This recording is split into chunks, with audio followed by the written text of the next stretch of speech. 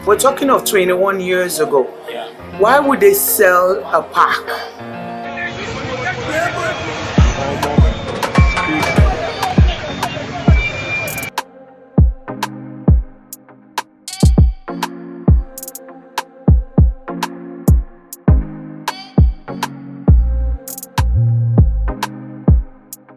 Well, there's nowhere, everywhere in the world where you have port operations, you have a port, functional port, you must have trailer park, where you have all the trailers parked in a place with easy access to the port.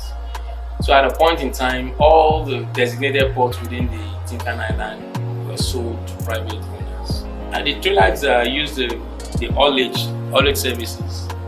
So that's you get the trailers to pick up the containers from the port. So what did you do then? What was your own job there? I was the Vice Chairman, General Secretary of NARTO, Nigerian Road Transport Owners. So anywhere you have designated parks where you have to get a car, the trailers park, like a transit park. So when you pick up the containers from the port, you have like a transit park where you do all the paperwork and everything. Trucks can park there overnight, and there's a place for servicing where you can service when the trucks have faults and everything. You can do some servicing and everything before the trailer goes on the trip. So all of these things, we have designated ports within car parks within the ports. Like I told you earlier, most were sold off, and not that they were remodeled, but used actually for other operations. And that has been the problem, because when you don't have where trailers will park, it's going to cause a lot of problems. And that's what I've advised in the first instance. We're talking of 21 years ago. Yeah. Why would they sell a park? Why is that land prized land? What is on the park now? Where you have now in the port, you have so many tank farms there, and which were not there before.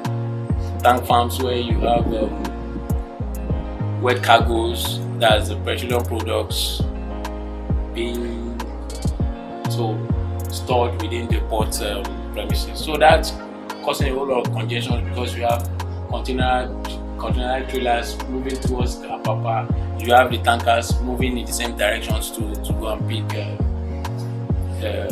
petroleum products, and that's causing a whole lot of congestion. So we have a lot of trailers going into the Apapa area, and they are now getting so congested because there's nowhere for them to park. To a point now that even Okada cannot even move. It's a complete standstill, even for Okada. That is a problem. Why do you think that is happening? Basically, that is happening because of the construction going on the Apapa axis there, where certain part of the road is shut down for construction, and it's taking like forever. Most of the trailers you see there, some have stayed over 2 weeks, some have stayed months, stand still, nowhere to move. So how do you have a functional operation? Yeah, basically what the government adopted was a call-up system whereby you have satellite parks at various locations within the states, and then with the call-up system, when you have your truck registered, and the idea is just to call your trucks from wherever satellite park within the states to come into the port, to have free access into the port, to pick up containers and everything. But because the whole place is congested and everything, and the call-up system is being compromised, so the whole thing is just shambles. Let's do some going back in time. If they had listened to you 21 years ago, what would today could have looked like?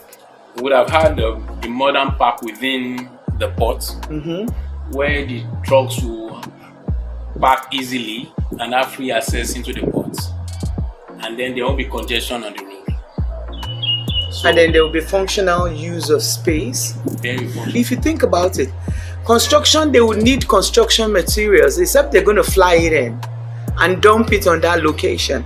They will need to also move construction materials from point A to point B. Sure.